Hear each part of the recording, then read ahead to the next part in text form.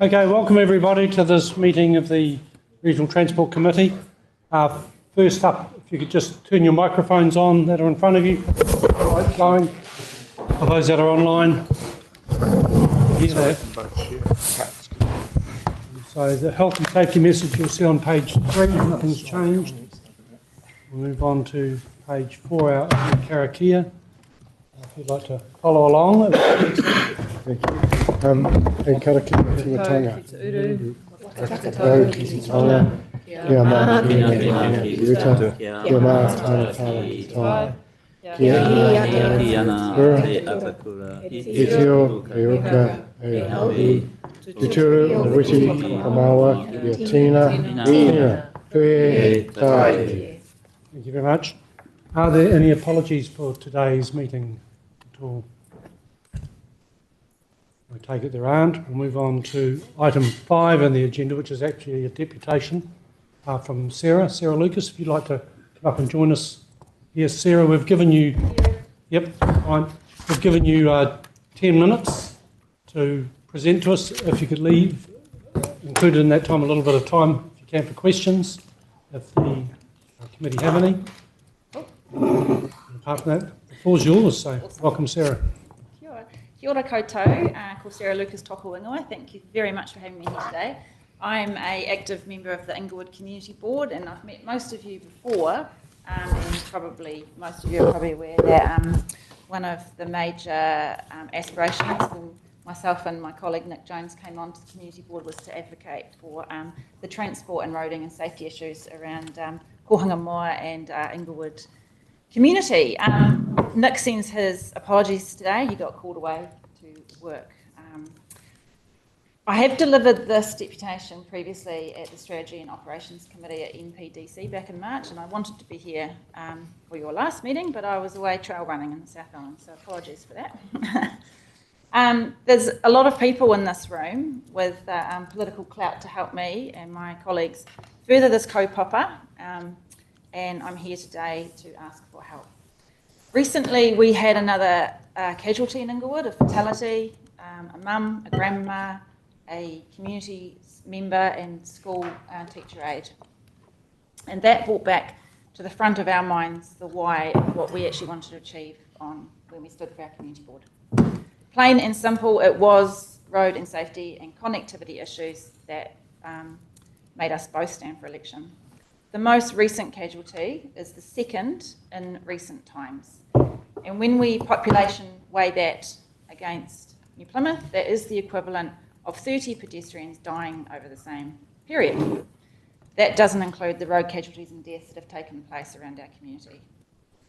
We were voted on to represent our community with a hope that all we needed to do was provide a community voice and back it up with evidence and data, and that the needle would start to move, albeit slowly, we knew that, towards a better vision of road safety and a more livable town. And we have worked really hard to do that, and you'll see evidence of that on the overhead screens. We are looking down the end of the triennium, and we are reflecting on our progress, and honestly, we feel there has been none, and we don't understand why. We know there are stretched budgets and competing priorities, but they don't seem to account for the lack of understanding, vision and planning. So what else is at play? All councils, including the Taranaki Regional Council and the 3 district councils, know how frustrating it is not to be heard, because that is what central government do to councils. They turn away from localism. But we also feel that our councils are turning away from us. While thinking about what I was going to say to you today, I remembered an article that Matt Rilkoff wrote back in 2023. Let me read some of it to you.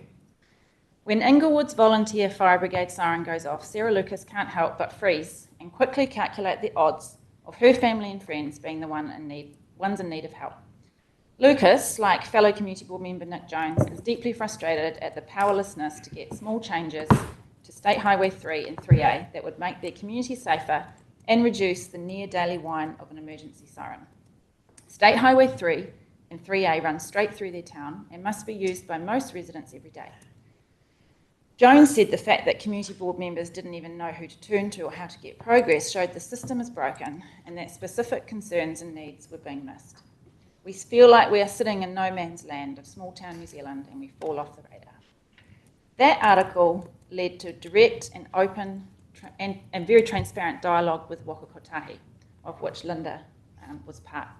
Our local MP became involved, and to their credit, NPDC worked closely with Waka Kotahi to start a high-level ONF plan with concepts. Well, it was really exciting and the needle was moving at last. We were being heard. Deputations and submissions to the Regional Land Transport Plan came from Nick and I, along with a promise in the NPDC LTP of a feasibility study into an internal bypass. We had some councillors working with us, advocating for us and helping us get progress, and it felt like we were getting somewhere. But we'll fast forward to today. Where does it all sit? From our perspective, unless any of you know any different, it sits nowhere. There is no political will to help us sort our town. The ONF is now gathering dust. The bypass feasibility is suddenly not a priority with increasing tight budgets, although no one from our council has bothered to inform the board formally of where that sits. And our community voice is literally being drowned out by the constant roar of heavier and heavier logging trucks racing down our main street. And still no one does anything. As a board, we recently received an email from our board chair for a service request to concrete over a flower bed in our CBD. Apparently the council staff feel too unsafe coming out to Inglewood to maintain that flower bed. They come pretty infrequently and yet they fear for their lives, but we live there every day. Of course, we understood this, and yes, that flower bed will be turned into concrete. But the irony for us is a council that has a duty to provide a safe working environment for its council employees somehow cannot listen and act on the very apparent and well-known needs of its citizens. I'll quote you some statistics. The intersections of Dudley and Durham Road incurred a social cost of $11.5 million in the decade up to 2022. That's slightly more than the cost sustained at Princess Street intersection and makes up 15% of the total social cost for the district. The total cost for Methanex route from New Plymouth to Methanex was around $23 million, and the attention given to it has been proportional and welcome. Let's delve further into Kohangamoa Ward.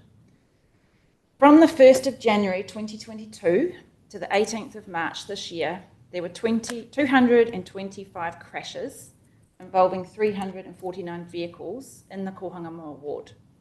Of this, there were 6 deaths and 25 serious injuries. The total social cost of these came to $120 million. That was just over the last 39 months. So when is something going to change? This year alone, from January to March, we had 3 deaths in our community. These statistics are concerning. If you need me to repeat those, I'm more than happy. We have got State Highway 3 improvements on track, but none planned for Inglewood Urban and none for Durham or Dudley, aside from a widening of the centre line at Dudley, which apparently is going to be taking place in the spring. This district, or New Plymouth district, is a powerhouse of GDP generation, and all eyes are on New Plymouth and north, with little attention given to the fact that all traffic heads north towards Auckland. North into New Plymouth has already travelled through Aora, Stratford, Taranaki, Inglewood, Egmont Village. Tarata Road is the 4th state highway leading into Inglewood and it has the highest GDP of any road in New Plymouth. I have youth in my home, and every time someone dies or is injured or nearly injured in our town, they feel it.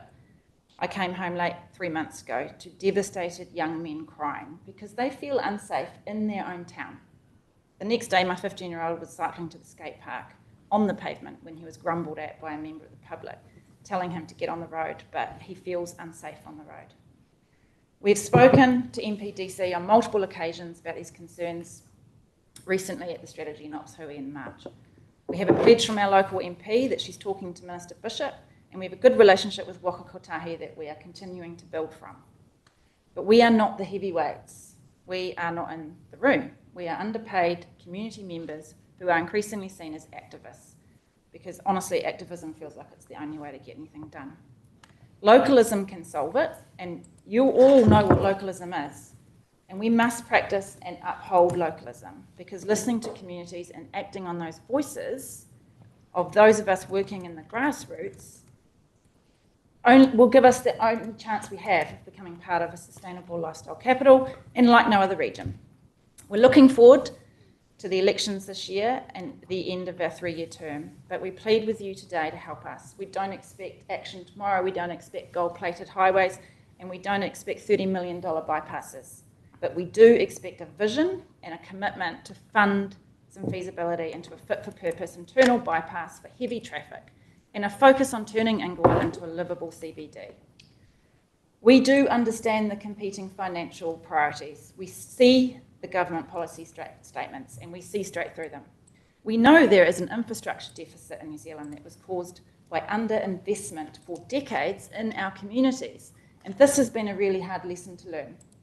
And the longer we all keep pushing Inglewood's traffic issues aside and using the excuse that these policy settings aren't right now, the bigger the mess will be.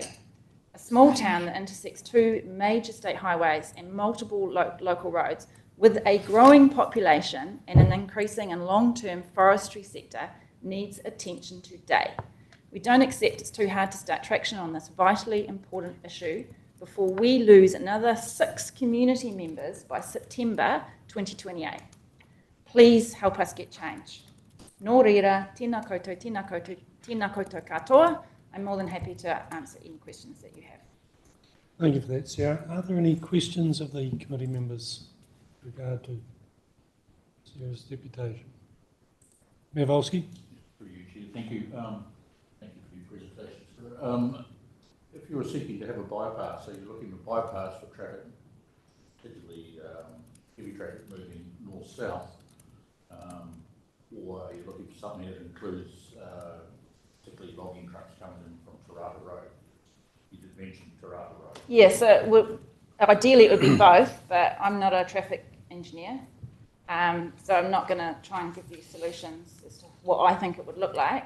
But we need to be very clear that we are realistic. We're not looking at a massive bypass like Waitara had in the 80s.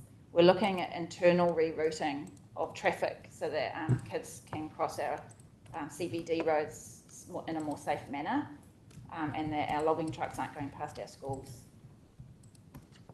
Thank you. Just a question. Probably know I come from a transport background, and many years ago it was looked at. But we had, one of the biggest problems we had then was community pushback to put a bypass in, because what it would do to the town. If you put a bypass for heavy vehicles, all vehicles go there, no one stops. So it really didn't go anywhere. And the other reason it's because you've got 3A plus 3 plus Dorado plus everything. It was Complex. quite a complex situation. It's probably too complex for this committee. It's something that probably my dear friend here could get through the council going and then back onto the transport agency again if there's a desire. It may be a bit more appropriate than the cycle lane debacle they've got out on the other side of the city. But that was some. We would love some cycleways in. That was some of the problems that way back then. As soon as you mention bypass, everyone wants it until it becomes a reality. So, so I'm quite aware of the historical context, and I have seen plans from the 1990s, which, to be honest, if things had gone ahead at that stage, I wouldn't be sitting here today. I think we need to look at the research and evidence, both nationally and internationally, that bypasses don't kill towns. It's quite well researched, and especially what we are aiming for around a feasibility study, that would be part of that, to ascertain how we can keep our thriving CBD. And at the end of the day, people spend money, not cars and trucks. Yeah. All I answer to that, it's I hear where you're coming from, and you've got to convince the community of that. That's the hard part. So yeah, I'm wondering if that has changed since the 90s. Well, it may have. It may have, because it was going back into the 90s and then early 2000s as well. Yeah. Thank you. Councillor Donhoven. Yeah, thank you, Mr. Chairman. Out of the proposed routes for bypasses and considering the current traffic flows, which is the most urgent thing to be done in terms of link from where to where? The most urgent thing from a community perspective is getting the heavy traffic out of town, and how that happens would be up to the expertise of traffic management. Another thing that we had managed to get over the table, which was really exciting, was a reduction in our speed limits, which were undone by Minister Brown. And currently we should have had a 30k speed limit by now. But yeah, we didn't even get a chance to consult on that. It was just a blanket undone. So those are probably the two main things. But you can see some visuals that Nick put together. There are things we could do tomorrow, such as pushing out the speed limits, better signage, gated signage, and an upgrade to our pedestrian crossings, none of which meet current code or safety. So there are things, but in my discussions with NZTA, I've been made aware that with the GPS changing, there isn't even money for new speed signs. And yet we've got a total social cost of $120 million for the last 36 months. So I can't understand why we can't put thousands of dollars into speed signs when we're looking at that type of social cost. It's quite, when I did the official information request for those statistics, I was blown away. Thank you. Mayor Nixon. Thank you. Thank you, Chair. Thanks for the presentation, Sarah. Some pretty chilling stuff in there. And on a personal thing, your statistic on Durham Road corner, my wife was part of that when a Frenchman decided to drive in front of a truck at that intersection. So many stories. You mentioned Durham and Dudley Road. What sort of mitigation have you got in mind for those areas, or do you have any? Because, Well, I mean, they're moving out of town a bit. it's easy for elected members to sit here and say, well, we could put in a passing lane, or a turning bay, or we could do this, or we could do that, we could push the speed signs out, but we're not the experts. So my understanding of turning bays is it would require land acquisition, and my understanding for Dudley is that it would actually create more of a safety hazard because we now have the Windsor Walkway, and we're now getting an increased amount of pedestrians literally running across the state highway from Lower Dudley to Upper Dudley. So NZTA understand what needs to be done, and they know the constraints that they're working under and the possibilities of things that they could do to mitigate or to increase safety at those two intersections. And again, like I always, as an elected member, I'm not here to tell a traffic engineer what I think. Right. They need to inform us what can be done and what's possible and what the funding, where the funding could come from and what it looks like. But yeah, as a general rule, the community keeps saying turning bays, turning bays, turning bays. I don't know if they're the answer, but someone somewhere must know what the answer is.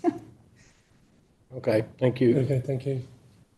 Mayor Volsky. Just one other question. If it's at this stage, in terms of trying to progress solution, if the answer is, for the moment, doing a feasibility study to assess what can be done, whose responsibility is it to pay for that? I mean, if you've got an intersection of a state highway versus a local road, who's going to pay for the feasibility study? Well, from my perspective, it's a joint piece of work between the District Council I was kind of hoping that we might get NZTA. and Wakakote. There's a site. But yeah, if you want to show us the money. Maybe Linda can speak more to that, but I sit here today with evidence that we haven't been experiencing the political will locally to help us drive this. Linda may be able to speak to it in more detail. I don't know if she wants to today. I'm not across the detail of the New Plymouth Integrated Transport Initiative and where this sits within that piece of work, but what I can, and I'm just checking as to whether there is something included in that would be in the State Highway Improvement Plan, potentially for the next round, so 27 to 30. So I was just there seeking a bit of clarification. Because you've got the two state highways and you would have local road impacts, it would need to be a joint project, but what I'm not sure about is where it sits in the New Plymouth Integrated Transport Initiative and the priorities in there. I'm just not across that level of detail. I don't think it sits very highly. I can't comment on that. But yeah, that would be, I just need to double check with the team on that one, but it would be primarily because you've got the two state highways, it would be primarily for us to look at, and if there was local road impacts, the council would need to address them. Through the chair, I can advise that there's projects in the TO NTTA information system, one which delineates the bypass. So it's definitely in the system. Whether it has funding, from the NLTP, I don't think so in this particular period, but I'd have to go back and check that. Yeah, through the chair, it did have funding in year 1, and then in this year's annual plan it got pushed out to 4 to 6 or even 10. Well, then that's good. And there's been no communications as to why, how, or when that happened from our perspective. I think that stuff, Sarah, is something you're going to have to take up with the Plymouth District Council. Oh, yes, I have. The council obviously made those decisions, so something out of the scope of that. And, Yep, and they advised me to come and speak to you as well. Right. So here I am. So I've spoken to everybody and available at all times if anyone needs to speak further about it. Thank you. Thank you very much for your presentation. Yeah, thank you for your time. Thank you. No problem.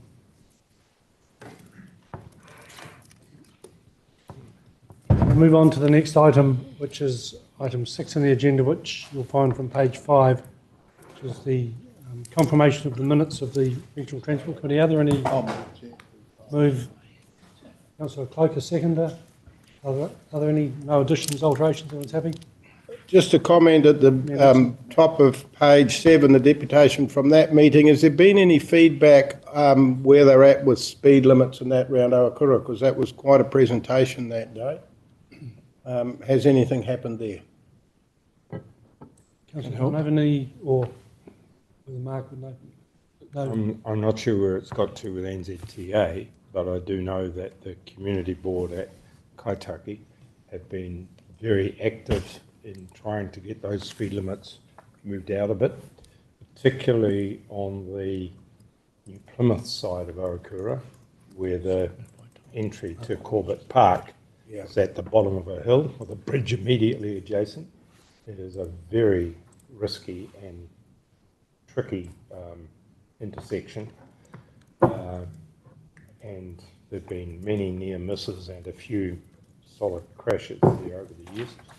So that side in particular is a real concern at the moment. I'm not sure whether the police have had any input into that into recent times. Wrong end of the sticks. So Yeah, so look, I don't want this lost because I think it's important for that community, and again, it was an impassionate deputation that day. So could we get some feedback at some stage, please, as a committee, where that is sitting? Okay. We'll ask. I might just be able to comment, Chair, Okay. through you. There has been letters from both the MP and the community supported by the council, specifically for the Owakura speed limits. Currently, we're working through the auto-reversal programme on speed limits as required by the rule through to 1 July, and then we will be prioritising right across the country how we work through the other requests that we've got. I would note that it is a very, very long list for speed reviews and speed reductions. We are going to have to prioritise and work through those, but this is one that is in the list for the Taranaki region. could I add one little thing, Mr. Chair? Linda, before your time, there was a passing lane up the hill going from Corbett Road back towards St Plymouth. That was taken out because of the perceived extreme risk of that hill, and there'd been some serious crashes there. And nothing's changed. The traffic volumes have got higher. There's way more development out there in the period since, vastly more commuters and people living there. Owakura itself has expanded by several hundred houses. So the situation's got worse, not better, but it was felt at the time that that passing lane should go to try and make it a little safer. Well, I think we've sort of reached the plateau again where we need to do something. Yeah, through the chair, I sort of see it from up there quite a bit. Since the passing lane has gone, it has reduced the speeds coming out of a walk going up the hill, it has reduced the speeds. I mean, Harry's right about traffic volume, but we're not getting the speeds coming down the other side out of a walker and trying to beat everything going up the hill, so it has improved the speeds. But it's coming the other way that the issue is. Yeah, it's not. I will see if between the NZTA and New Plymouth District Council could come back to us and then keep us up to date with what's happening with that. Would be great. Thank you, Chair. So we have a move and a second. If that, all in favour, please say aye. Aye. Against, carried. Quickly, I'll just welcome Andrew to the table with us. Andrew Russ is sitting in on behalf of the police. Anything you want to hop in with, just let us know. Thank you very much. Item 7 on the agenda is the receipt of the minutes from the State Highway 3 Working Group. Minutes from page 10. Is there any points of clarification or anything with those regarding those minutes? I think the biggest disappointment, Harry wasn't there, Chair. I had no one to spar with. But just on my page 13, and it's right at the top where Mike makes a comment, and you can read that a little bit. He advised the working group, or advised it working from evidence-based is never going to stack up, and I think that's a very valid point. We have to sort of try and make sure the funds are there, and so we can move ahead. And we do have a project list that Bill has either completed or is going to complete for sort of planned project update. So hopefully we've got something sitting ready to go if and when the funds are available. So I think that's, that comment that Mike made is very, very relevant at that meeting. Okay, thank you. Could I just add a comment, please, Chair?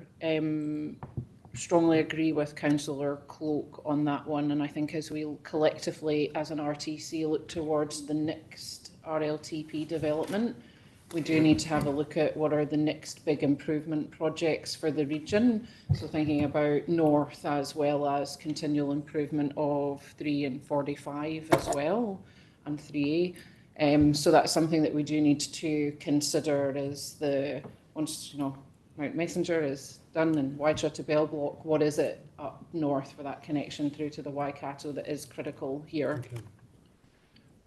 Chair, the ongoing issue, and it will require some liaison with our colleagues in the Waikato, is of course the largest percentage of the at-risk areas of State Highway 3 North are in their region, and their focus tends to be further north than State Highway 3. So it will require a collaborative approach. Cool. Make sure we get our point across as well to improvements we can. Councillor Donovan. Yeah, thank you, Mr. Chairman. On the priority work list for State Highway 3, the first paragraph is a little bit of a worry.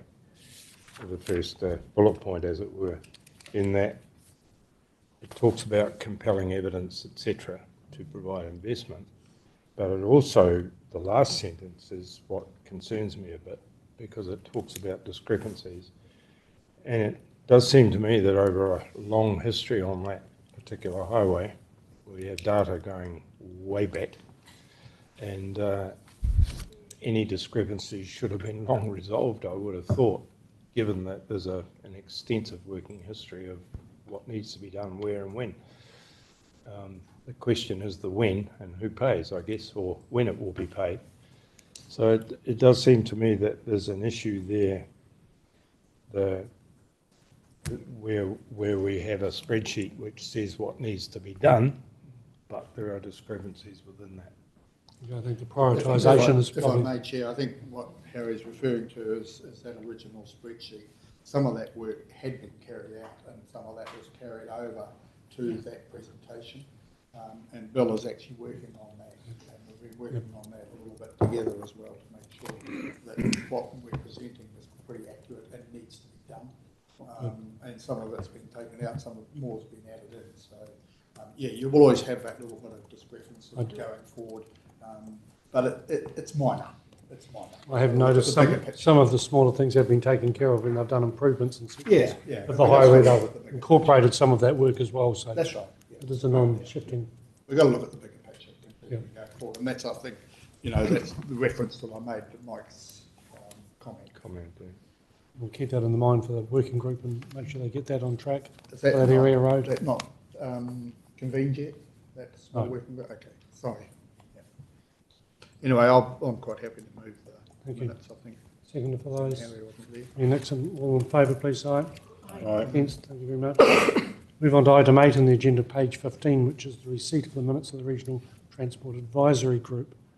And we're receiving the unconfirmed minutes.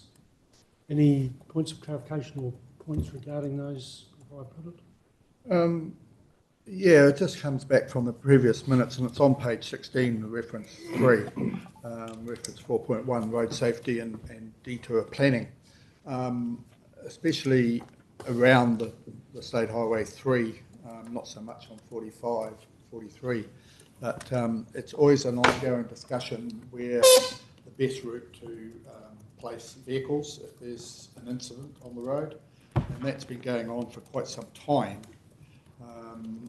Surely we can work together with the LAs and NZTA to come up with a suitable bypass routes if and when required. I mean, this is going back for many, many years now that there was supposed to be a comprehensive sheet put out that the police could actually work with and know what vehicles could go where and the connectors. But we always seem to come back to this every time there's an incident. So we really want to try and move that on if possible. Is that something the roading managers probably work with the police with regard to that?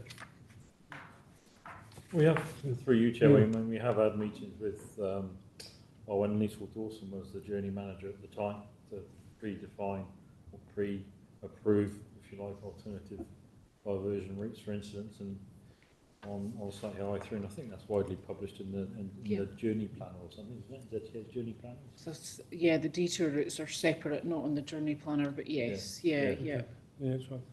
They're publicly available on an NZTA app that police have access to. Yeah. But what was being questioned in this instance, Chair, just to clarify, was when there are roadworks happening on those detour routes that the police or the first responders might know about, so they might not be appropriate at that time. The discussion that was noted here is that the AOs didn't consider it was a major enough issue to actually warrant further follow-up. Okay, and they would know. Right. Okay, thank you. So with that, I'll put... One question if I can, or comment really, on page 16 and 17, there's a discussion that took place around, funding options for to look at addressing the impact of forestry roads. There was a discussion around that, and I just wanted to acknowledge and compliment the RT committee for looking at that issue, and I know it's referred to elsewhere as very much ongoing. It's cyclical. It's never ever going to go away. It's just a matter of what it is on the day, and that depends on the amount of forestry activity. So at the moment, the impact through the winter months of forestry on our local roads is huge. It takes an enormously disproportionate amount of our maintenance money, which we divert from other roads. So the impact is not just the road that's damaged, it's the entire network, because the funding is moved from one place to another. And really the only tool that we have as a council to address that in part is some form of rating initiative, which our council has done, along with other councils across the country. But I'd have to say that that's a very blunt tool. I don't think it's particularly fair in some particular cases, but it is the only tool that I'm aware of that we can apply. So any initiative that looks at funding options and how this can be addressed on a national scale, I think is well worthwhile pursuing, and the committee shouldn't lose sight of that. From what I consider, the only way really we can go forward is pushing politically, whether it's through the MPs and those types, to get that law changed so there is a funding stream somehow.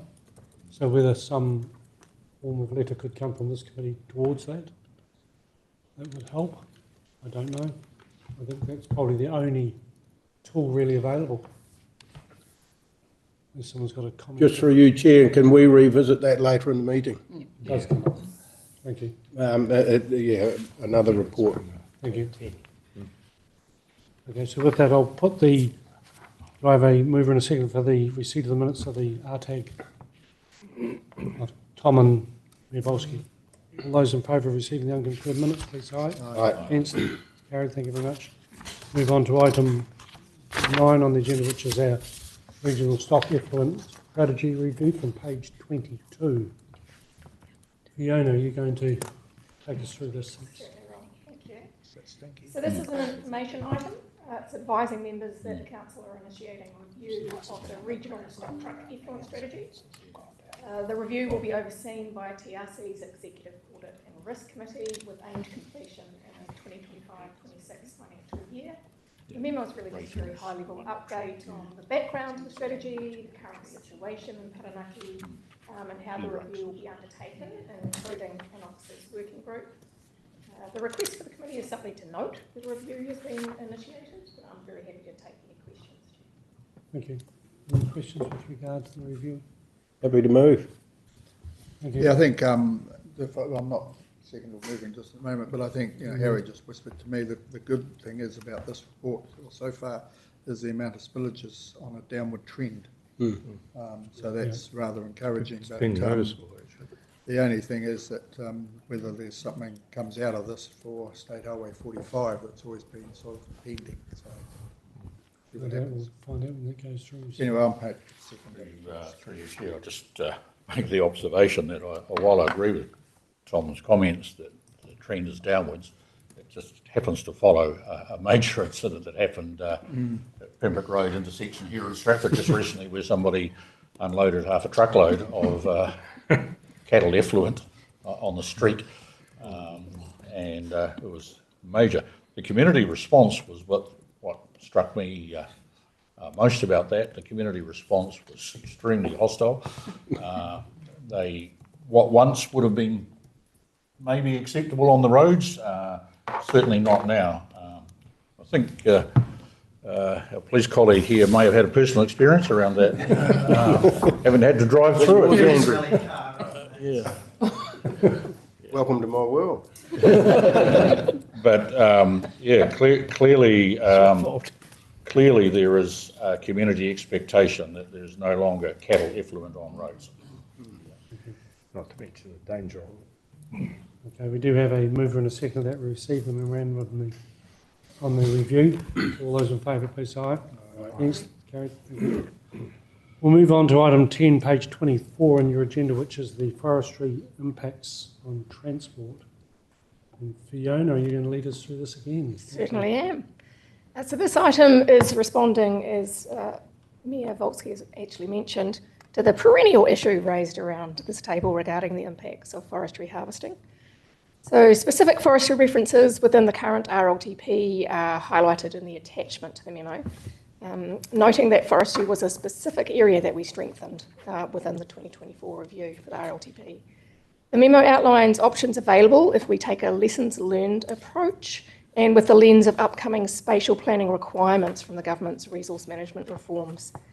So spatial planning creates an opportunity for us to more proactively collate the information available and review it to see what information gaps exist to ensure Taranaki is best placed to manage the impacts of forestry in future. And noting again that it's a very cyclical industry in terms of the life cycle of a road is actually 25 to 30 years generally, or far less if they're impacted by forestry logging traffic, and it's similar for trees. So we know that a lot of it's being replanted, we know it's coming around again. Let's try and get ahead of the game a bit better than we did last time. So set out in the options in the memo are a range of actions under broad headings which the committee could undertake or direct staff to undertake to prepare for both the next RLTP and the resource management reforms that are incoming, and to seek to reduce the impacts of forestry halving on the roading network. So we've outlined for you 4 action areas. So action 1, information gathering.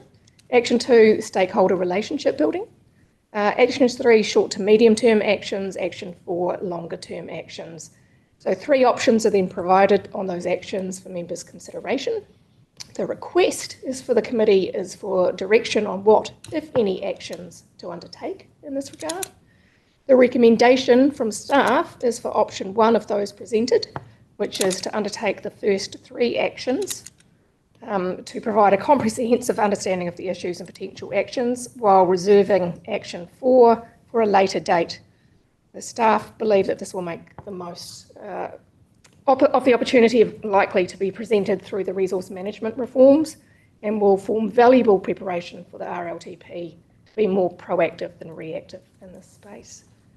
Happy to take any questions, Chair. Thank you. Councillor Clark. Yeah, I think, as usual, the staff have hit this nail right on the head. We need to make sure it incorporates the 3 actions, absolutely. Can't just be one or the other, because we need to move ahead on this as quickly as we can, so we can have those longer term investigations. So well done to the staff yet again for compiling that, and I certainly agree with their outlining of the 3 options. Thank you. Yeah, next. Thank you, Chair. I agree with Councillor Dynhoven. I certainly do support it. I think it's really good. The sooner the better that we can get on and look at options. Just that there was one part in there that I didn't see. And so in reading this report, I'm getting the impression that it's all about logging trucks causing issues. There is a lot of damage done by trucks carrying aggregate and big equipment during the establishment of forest roads. And so I think alluding to that could go under action 1, and that because it's the extent of forestry roads and the impact. I mean, there could be a small section of forest with very little road that's built for it. It wouldn't have a lot of impact. But then there's other big areas where a lot of stuff's carted in and a lot of damage done before a logging truck even hits the road. And so I think we really need to recognise that in here as well.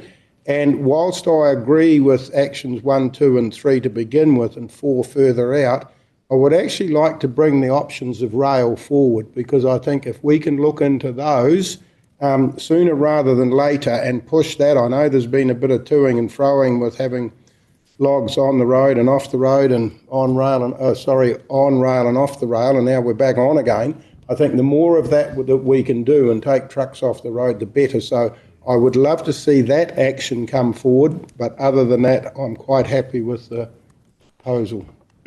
Thank you. Councillor Dynhoven. Yeah, thank you. Don't want to claim credit for Councillor Cloak's initiatives before, but I do agree with Mayor Nixon, and particularly in the use of rail. Quite simply, it is vastly more efficient, both in terms of costs for drivers, etc., and there's a shortage of those right now, and secondly, the wear and tear on roads, and thirdly, of course, the emissions. All of those things are pluses. The other thing is we've got a very underutilised rail network and a very overutilised roading network. Yep. And there's a balance that needs to be struck there. And I'm absolutely astounded that there's been no good financial minds have been able to make this work in terms of rail. The other thing I would add in this is we do have a problem in New Plymouth District Council. And that problem is that unlike Stratford District Council, which has been able to impose, if you like, a small rates recovery for the costs of their roading network, we have the situation where one of our more expensive routes to maintain is hammered by logging trucks, which don't actually source the logs from within our district. They cross the border and they do the shortcut route because for the trucking operators it obviously makes sense. And so our roads are being hammered by logs that aren't sourced from within our area. How do we recover, any sort of maintenance costs for that? Now, we're just about to spend rather a large amount of money on Tarata Road over the coming years. So that might be something that we have to turn our minds to over time as to a better financial regime than simply a targeted rate. Councillor Cloak and then Mivolsky. Yeah, just to your comments over there about rail, I think we've got to stick to the focus of this particular item. And this is concerning roads. If you want to look at rail, let's go down that track. But I think we're getting a little bit confused. This is about the roading network and progressing it forward. And you still need a roading network to get it to rail anyway. But I think look at this, and rail is another issue that we need to look at. So I don't want to compromise what the committee wants to do here, in investigating rail as well, because I think it will sort of take the emphasis of what we're trying to achieve. I think if it did go by rail, certainly it affects the outcome with regards to the roads in a big way. Mivolsky, you might have something to add. Yeah, thank you. And thank you, Harry, for noticing that some of the logs that come out of the district are transported via the New Plymouth roading network. And that just really illustrates the point that I made earlier, which was about rating being a blunt tool, because in that particular circumstance, those trucks are causing damage to roads in both districts, and yet only one is receiving any rating funding from it. So point taken, but it is a perfect example of why that's wrong. You could correct that in 2 minutes by putting e-rucks on trucks and designating routes and charging them accordingly, and you could share the revenue. I mean, that's as simple as that if you wanted to go down that line. But we're not here looking at options to how you might fix this at the moment, are we? We're just simply asking for approval for actions 1, 2 and 3, which I support. Action 4, I don't know. I think that once you've sorted out actions 1, 2 and 3, action 4 will be resolved anyway, because the initial 3 will provide a bigger picture and a solution going forward. So action 4 may never be necessary if all went well. So I support the resolution that 1, 2 and 3 get approved. My question though is, when you go to investigate this, as elected members, will we get a chance to give some input on that? Because I think collectively we have some real concerns that have been evident to us over a number of years. Some of the options that we've looked at and then run into a brick wall, and the community side of it as well, they've provided good options, which we should all be included in the discussion, so that when we look for solutions, that we've got a really good range of choices around that.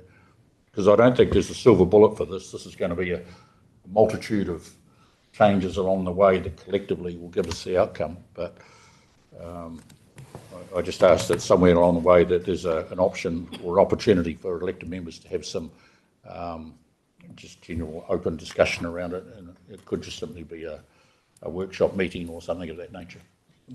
Thank you, Councillor Donhoven. Yeah, thank you, Mr. Chairman. I've asked for a second bite at this, mainly to disagree with my colleague on my left. It does seem... He's not left of you, Harry. No, not by any means. However, while Councillor Cloak... Well, if you go far enough down in a circle, it comes back, doesn't it? Councillor Cloak has obviously a long interest and affinity for the trucking industry, and it's understood. And of course, every log has to go from where it's harvested to its destination, whether it's on a truck the whole way or whether it's transferred to rail along the route. But the simple fact is that a huge number of logs travel all the way from Waverley and further to Port Taranaki. Yep. And if you look at the trucks along that road, they are running parallel to a railway the entire journey, an underutilised railway. And I think the current figures are 160 trucks each day, each way, through the central business district of New Plymouth. So if you diverted even a small fraction of that onto rail, then you would make a huge difference, not only to New Plymouth, but to the roading network, the state highway network, etc. Yep. Now, it seems to me that some thinking has to go on in that area, and that we should not exclude option 4 until the other 3 are sorted, because if we were working on option 4 as well, we could make a huge difference to the economics of the other 3 options.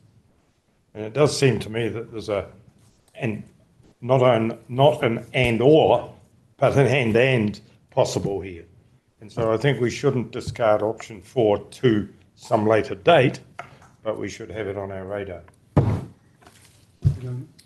Councillor Harris? Thank you, through you, Chair. I agree with the sentiments that have been expressed already, and to follow on from Mayor Volsky's point about rating as a blunt tool. Not only is the fact that district councils only have rating as their only tool, the rating system is also flawed in regards to these forestry blocks are buying marginal land and the trees aren't included in the valuation. So they are naturally rated less than other properties that are under different primary industries. So that's something that my entire councillor life I've waded through forestry debacles and trying to find a way through it, and it is very tricky. Stratford has a natural bypass being Beckersfield Road, and what we always saw was the trucks would use that, and being a council road and having no direct flow from the ruck system to help remediate that road, we were always encouraging them to use the state highway network wherever possible. And I sympathise with our deputation today about having a heavy traffic bypass, and I would be interested to know what would happen in that scenario with the ruck system if there was a bypass for State Highway 3. That traffic would therefore be on council-owned roads, and would there be any changes to that bar rate or anything like that to account for that? I have no questions, I just wanted to make that point. Thank you. Yeah, it is a bit of a shame when you divert them off your council road onto the state highway and poke them into the main street of Stratford. So certainly doesn't help to the congestion in the town. Ms. Stewart? Just a question. I don't want to assume, in Action 3 around the research for funding sources, would that also include investigation into how we could potentially influence current and future policy decisions? Yes. Because that's where I'm thinking that from an RTC, but also probably more broadly through LGNZ, there might be some additional avenues, both not just from a GPS perspective, but MOT leading the revenue review, and also as well to Mayor Volsky's point, the work that MOT, the Minister and NZTA are doing on the move to digital ruck. So they would be 2 areas, but this topic, this is my 3rd RTC this week, has come up in all RTCs, so I'm presuming that it will be elsewhere across the country as well. So I just think that there's probably a collaborative approach. And the other thing that I would say is that it would be interesting to explore, perhaps via MPs, the appetite of the government for perhaps a partnership with the commercial sector to look at how this is jointly offset, noting that some of these are commercial impacts and costs incurred rather than solely leaning on rate and taxpayer revenue sources. So it might be worthwhile for the committee just to understand what options there are there and what policy reviews are coming up that we could collectively influence, I think. Thank you. Thank you very much for that.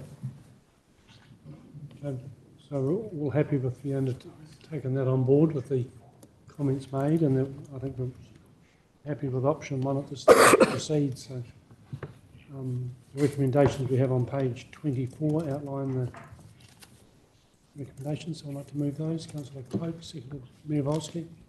Any other discussion with those? I'll put all those in favour, say aye. Against, carried. Thank you very much. We'll move on to item 11 on our agenda, which is the release of the Public Transport Plan 2025 from page 35. Fiona, back with you again to highlight. Thank you. Like a boomerang, aren't I, Chair? So this is an information item advising of the release of the Regional Public Transport Plan 2025 and providing a copy of this remarkably pink document within your pack. So the development of the Regional Public Transport Plan was more involved and lengthy than recent iterations, due largely to the desire to provide a step change to significantly increase the levels of bus service provision. So to do so, the Council has undertaken investigations and consultations to prepare a business case for investment in improved public transport services and infrastructure in Taranaki. Appendix A of the plan, which is on page 22 of the plan, provides an overview of the development process completed. The outcome of this work during 2023 and 24 is that the Council now knows what changes to make and can more actively seek funding to make these changes. Several improvements have actually already been made because of the work undertaken and the public feedback received. The plan came into effect on the 2nd of May 2025, with its focus for implementation being when new bus contracts come into effect in early 2026. The item notes that the next review is scheduled for 2028, though an earlier one may be warranted. Also that the new Public Transport Committee will be a really helpful input into that review. A reminder that this Regional Public Transport Plan 2025 is one half of the two documents that collectively make up Better Travel Choices for Taranaki. The other half, the Better Travel Choices strategy, is about integrating public transport planning within the wider context of mode shift to a range of shared and active travel modes. So while the documents were originally co-drafted, they've had to take separate paths to completion. The associated strategy aims to be completed by me in the next 3 months. So the request for the committee is simply for noting, firstly, that the Regional Public Transport Plan 2025 to 2035 guides the delivery of public transport services, information and infrastructure within Taranaki, with particular focus on the next 3 years, and that realising the ambitions for significant improvements to public transport remains dependent on funding becoming available. Happy to take any questions, Chair. Well, thank you for your work on that, Fiona. It's been a long document, a lot of input, sort of better travel choices, etc. So are there any questions with regard to the document? Councillor Donovan. Yeah, thank you, Mr. Chairman. Fiona, councillors have expressed to me their dismay at the fact that we have not been able to establish the hoped for step change in the near term. And I absolutely understand that. Various suggestions have developed, and I know Cheryl's worked extremely hard with the contractors to try and get routes which will work or could be modified or changed. But are we, when I read the plan, it looks like we are now on hold until 2027-28 before we can make any further worthwhile improvements to a step change for a rapid, a high frequency route. Going to defer to Mr. Neil. Thank you for that beautiful hospital pass. You're welcome. It's two you've had recently. Indeed. Chair, we are absolutely constrained by the current GPS and the significant change in direction from when we commenced the preparation of this plan to where we are today. So as Councillor Deinhoven has very correctly noted, Cheryl and the public transport team are working really hard with the contractors and the current procurement round to squeeze every last K and every last service out of the funding envelope that we have. What is clear is that that this will not be the step change that we had envisaged at the start of the process. But the parties generally remain committed to that step change, and that we look forward to placing ourselves in the position such that as GPSs change over time, that we're ready to rock and roll. So that's the general direction. We are continuing, TRC, putting my TRC hat on now, we're continuing to work with MPDC on the trial, and the joint committees had some discussion about that at their first hui. So we're looking to see what options do become available on that. But it is crystal clear that we are well short of where the community wants us to be. Is that a fair summary? It is a fair summary. Could I have a second question, Mr. Chairman? In 4.5, measuring success of any change or our KPIs, etc. If we have a modification of an existing service or route, let's just say, for example, we decide to add to the frequency of an existing route, rather than establish a new high-frequency cross-city route, which was the original proposal. How will we accurately measure cause and effect? Because it's very difficult if you are adding to or changing an existing route compared to starting with a route which is discrete and sorted. And so 4.5, while it attempts to address that, actually would be hard, I imagine, to get some accurate assumptions out of it. Chair, that's a very good question, and drives at the heart of producing effective KPIs that measure those direct causes and effects. And I don't think these KPIs are perfect, but I don't believe that they're any better or worse than anywhere else in the country. It's an exact science. In evaluating the success of as we move to different forms of public transport and different concepts will be more subtle than just an increase in passenger and numbers of people taking journeys or something like that. There'll be more anecdotal and more social type measures that will need to be incorporated into that sort of whole evaluation process. So it's a more subtle art than some bare KPIs might have suggested. We'll certainly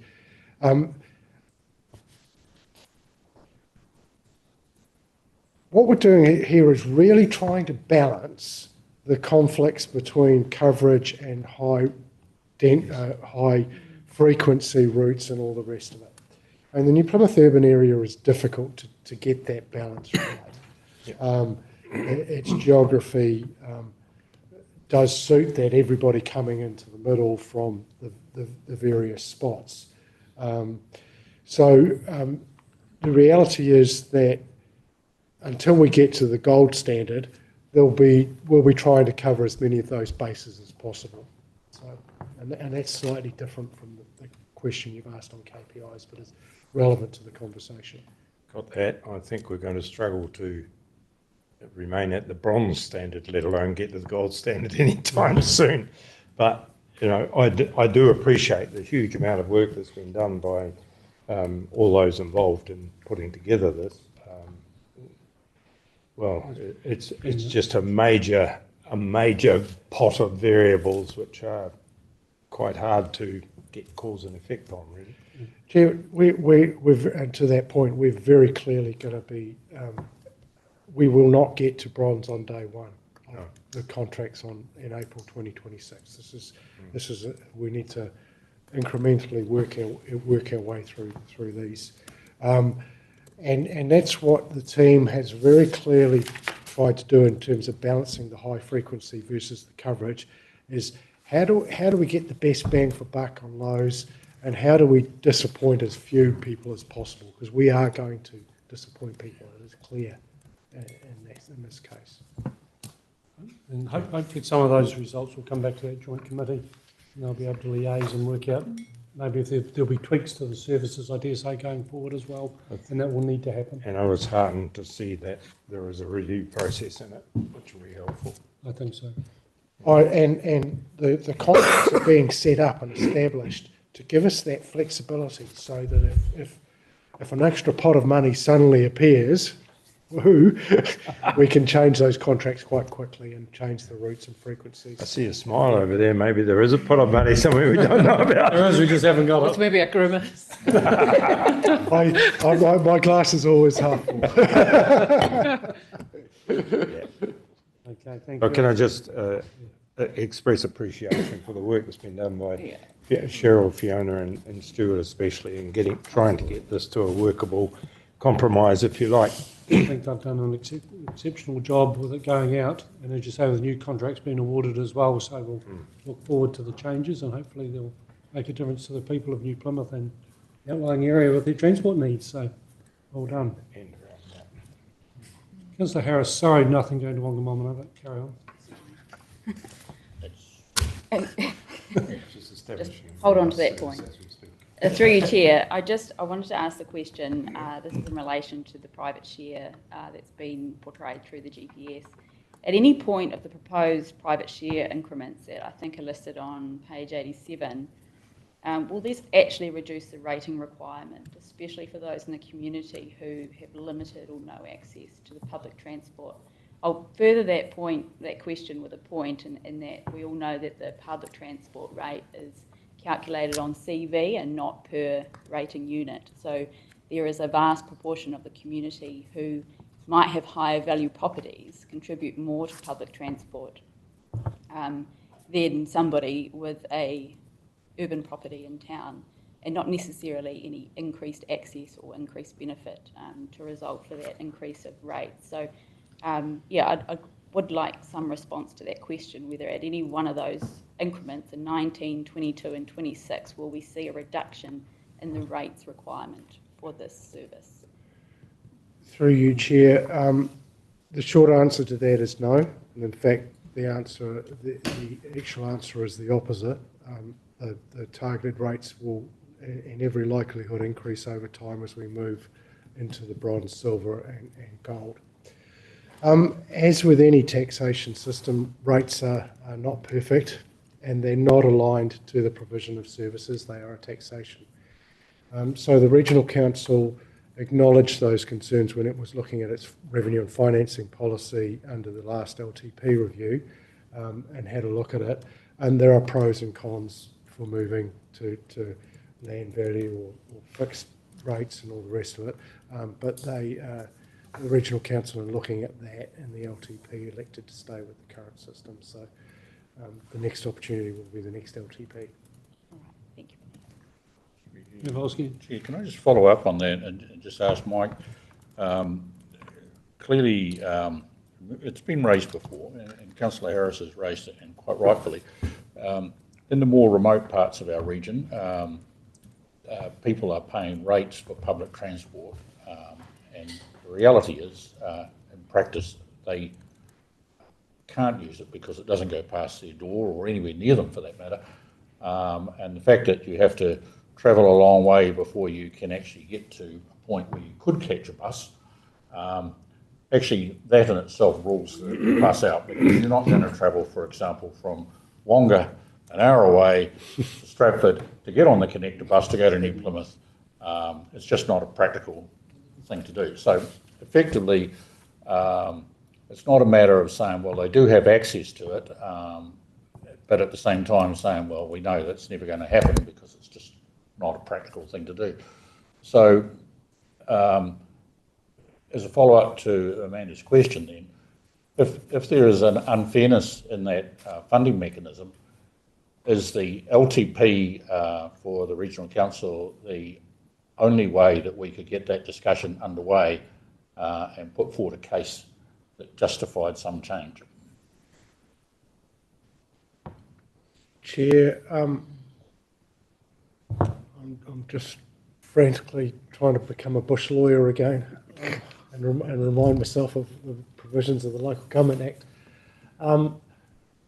The change to that funding, revenue and financing policy, I'm fairly sure, and I'd have to do my research and come back to give a definite answer, would trigger an LTP amendment. So if we were to do that, so the short answer to your question is we can do that at any stage. So sorry, I just didn't. I wasn't suggesting that you do an LTP amendment. That's a pretty big ask. I'd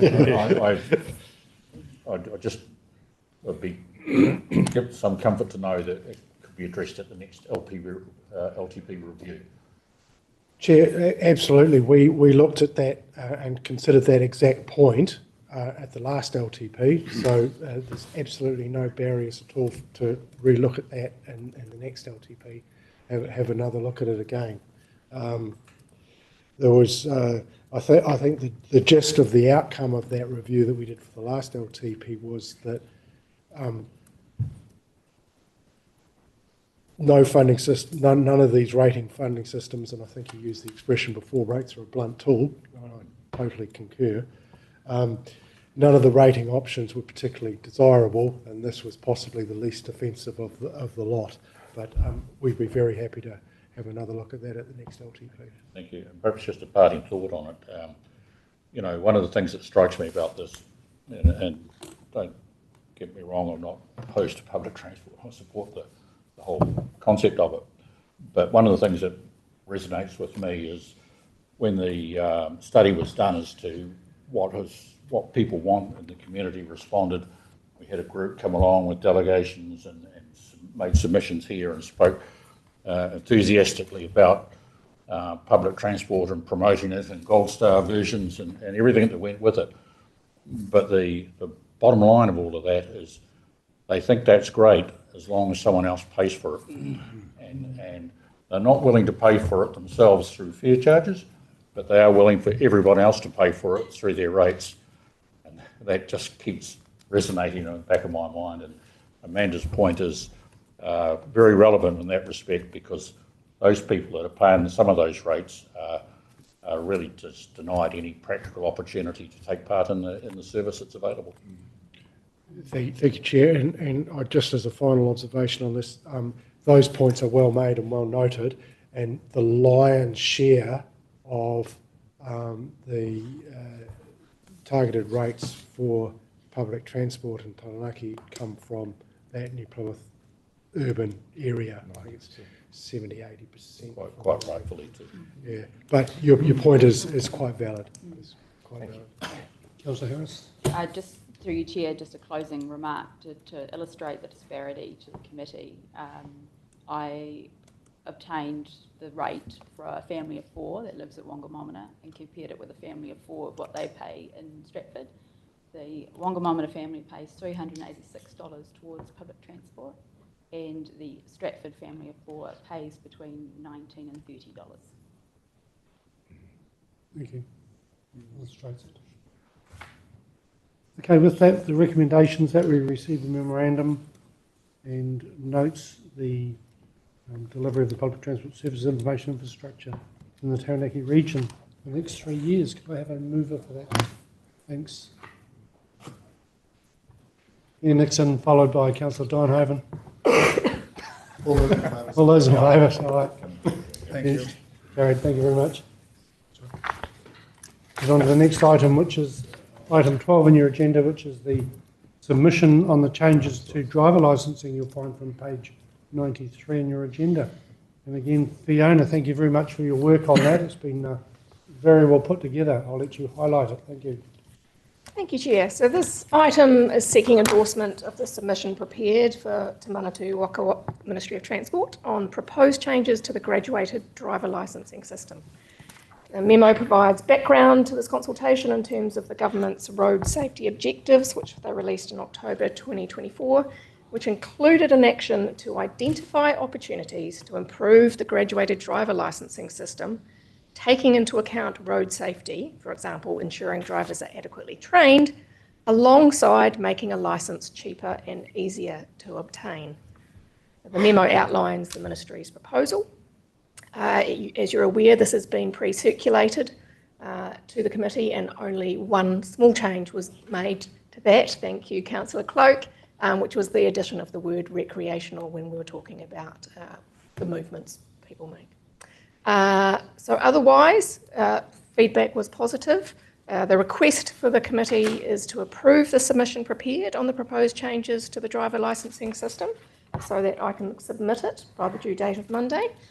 And also to note that the amended Land Transport Driver Licensing Rule 1999 is proposed to be in place by November 2025, with changes to the driver licensing system then implemented by the 1st of July 2026. So I'm happy to take any questions. Thank you. Very well done and a good submission. So thank you, Fiona. Are there any questions with regard to that? Just a comment, Chair. I think, very good submission, and it's pulled out a lot of positives out of it. But the one positive that I see that the government sort of alluded to but didn't go into is the training, the capability of a driver to be ready to go onto the open road. And I think the inclusion, which they sort of touched on, as I said, didn't go into, was the inclusion of logged hours. You have to do so many logged hours on the road before you can gain a licence. And the other one is, of course, the driving in all driving conditions. You must have a log to weather and night, etc., etc., etc.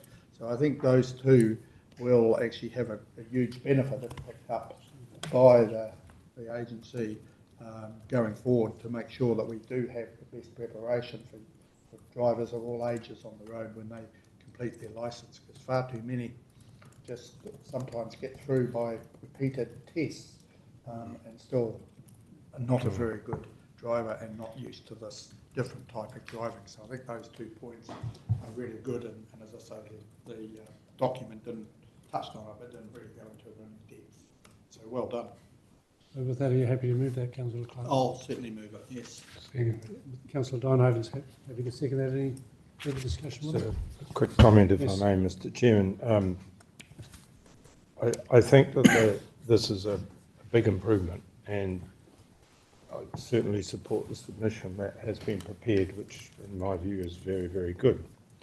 It's a pity there's no one here from the Taranaki AA today, because they've done quite a lot of work on this issue. And I'm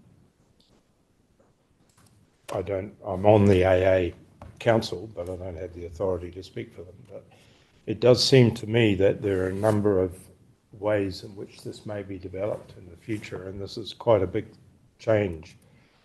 Something that I advocated for many years ago in a former life, but I'm really pleased to see that we now will have a graduated driver's licence system, if you like, where experience will make a difference.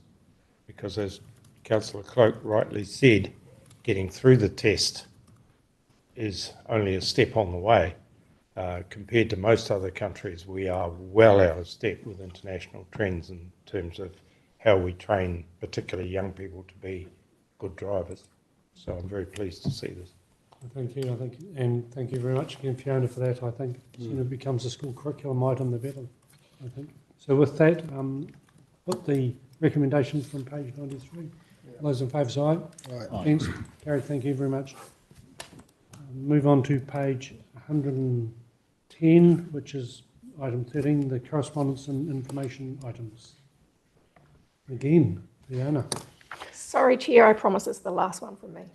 Oh, you don't have to promise that. This is an information item which covers updates on two matters, and I'll just note that both of these are also from NZTA as well, so Linda may well want to jump in at some point or cover it later in her own deck. So the first is the outcome of the consultation on speed limits on State Highway 3 between Waitara to Bell Block. Unfortunately, the required 50% threshold for respondents in support of retaining the 80 km/h limit was not reached. So these two sections will revert to 100 kilometres an hour later this month. I'll just pause for any comment on that subject, noting that there will be some, and also that Linda is likely better placed to respond in this instance. Sorry for the hospital pass, Linda. Shall I be kind? Yeah, no, we're both going to go together on this one. Shall we be kind? It's a double banger, isn't it? That's the question. It's a double banger. Surely we can appeal this section of highway to go from the 80 to 100. It just seems ludicrous to me, and I'm sure Harry's going to say the same thing. Even though it's still under construction and everything, and to achieve what you're trying to do with the roundabouts, was the slow speed down around the intersections, etc., etc. It just seems absolutely ludicrous. Now, Harry, it's your turn. No, I'm going to be kind. Linda knows what I think about this. Just a So comment. do we have a, can we appeal it? I was just going to make a comment.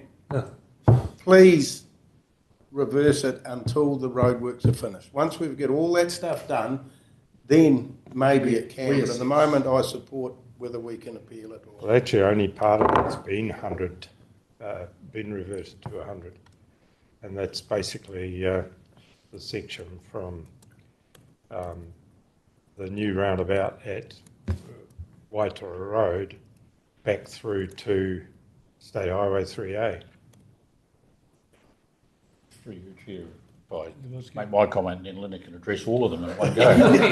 Let's do that. I just support the sentiment we've heard from the other members of the committee, and also the sentiment of Mayor Holdham's column that he wrote a few weeks back regarding the speed limit on that section of road.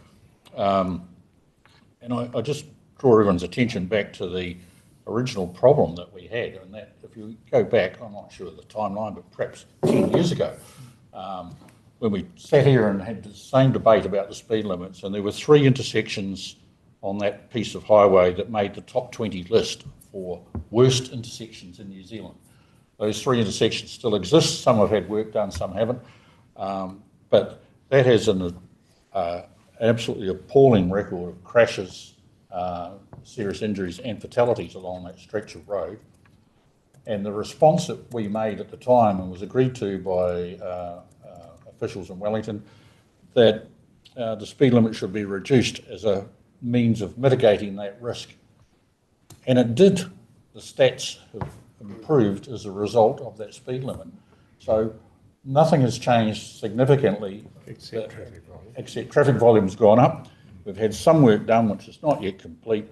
Why would you undo that and effectively dial back the clock and then turn around and say when crashes numbers increase and dare I say it, fatalities result, that we'll sit here and say, I told you so. And somebody in Wellington needs to put their hand up and act responsibly on this. And if we can appeal it and change it, we should. That's it. Over to you, Mr. Stewart. Welcome.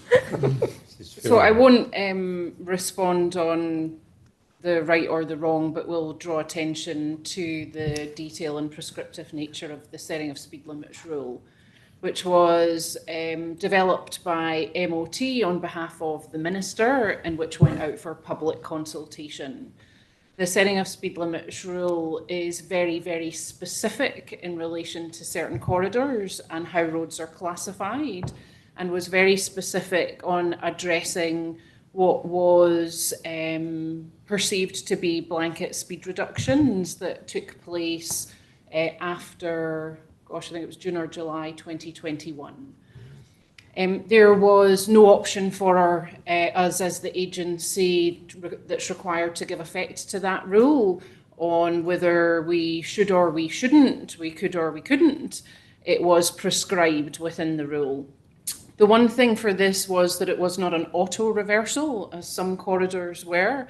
We were required to go out and test public support for the lower speed to be retained or for it to revert back to its previous higher speed. And that was the only requirement in that consultation, was to test the public support. And the outcome is what the outcome is, which we are required to give effect to. If you wish to advocate, lobby or appeal, it would be appropriate for that to happen, noting it to the Director of Land Transport at NZTA, who is required to give effect and to sign off on these reversals and any other speed review. But if you are unhappy with what's contained within the setting of speed limits rule, that should be directed to MOT and the Minister directly. We cannot prescribe changes to that. So just make sure that it goes to the right places. Yeah. Okay. Councillor Donhaven. There is an alternative course of action. Rules are set by the Ministry of Transport, who provide advice to the Minister, who then signs off the rule after public consultation. And that process did happen, albeit very truncated in this particular case. However, Parliament has a regulations review committee. Yep. And it would be interesting for a local government agency to take a combined case to the regulations review committee to review whether or not this particular rule, which comes under regulation, because rules have replaced regulation, whether this particular rule can be declared not coming within the requirements of a reasonable safety case. So if you look at the crash history of this road, the traffic volumes on this particular road, and then say, how does the application of this rule apply to this particular road? Does it meet what the Director of Transport would require to be satisfied of in order to approve an increasing of the speed limit? And remembering that the original decision to take it to 80k was a decision based on the crash history, based on the reduction of risk that it was deemed that the 80k would provide, and as a temporary measure until the various safety improvements on that road, perhaps 4 laning or whatever was determined to be the appropriate treatment, which has now turned into 4, I hope, roundabouts, whether that rule should, whether that speed limit should have been changed until those things were completed. And that might be a really interesting case to have someone look at, perhaps local government New Zealand, to say, is this omnibus rule simply decided by a minister's press statement a reasonable thing to do in terms of the safety requirements that are in law required to be taken into account by the Director of Transport? You're absolutely entitled to pursue that, and the other avenue that you'll be well aware of is the judicial review process as well. I would note that the movement case the injunction case was heard and declined on the 9th of April, and since then movement have discontinued any further judicial review or challenge on the rule. So there are other options available. I guess my point is that we are required to give effect to the setting of speed limits rule, which we have done in this instance. Yeah. So if you wish to pursue another avenue, it's probably going to be more effective, not via the agency, but with MOT or with the minister. I know there's an element of shooting the messenger, but, you know, and we're trying hard not to machine gun the messenger, but it does seem really counterintuitive to do what has been done, particularly when you're doing safety improvements on the road right now. Can't comment on that, Councillor. I know. Through that process, Councillor Donovan, do you think it's worth a letter from this committee going forward to that? I wonder whether we should write to the Regulations Review Committee asking whether they would consider receiving a submission from us on that particular regulation. Regulations can be changed at the whim of a minister, as we have seen. Okay. Yeah, I think what worries me is the time that this is all going to take. As much as we're quite showing our sort of disappointment or anger about this one, these things take a lot of time, usually, don't they? I mean, You could probably get an answer from the Regs Review Committee in fairly short order as to whether or not they would accept a submission. Alternative, we could just put a whole lot of buses on the road that travel at 90k. And that'll reduce it at least 10. They're not allowed to do 90k. Oh, 80. If you put school signs on, you can do 80. Oh, 80, there we are. Well, let's fix it. That was enforced. We could put 10 tractors a day on that road. Parliament's had tractors. I mean, if we think we're going to make it, If you think, is it worth pursuing that avenue and doing that? Do you feel that's strongly enough? It's been done before. and I mean, what I have seen, and I've driven, that section of road, that people are not doing the 100k. Right. not actually doing it the 100k. So I mean, I think. So are you quite, you've voiced your disappointment. Do you want it to go further is what I'm trying to get from the committee? Do we need to? Well, I just wonder about the time frame. You know, how long it's going to take to get Yeah, Nixon. any change. I understand it could take time, but at least we've tried.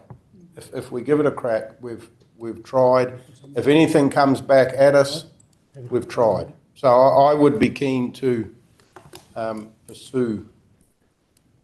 Okay, Mike said probably on the owner's behalf that we're happy to put something together and ask if they would be available to accept the submission. We could do that I can help with that if you could. So I could just, seek some clarification. So I was what's being sought here is a letter expressing disappointment to the Director of Land Transport. No. No? If I could suggest, Mr. Chairman, that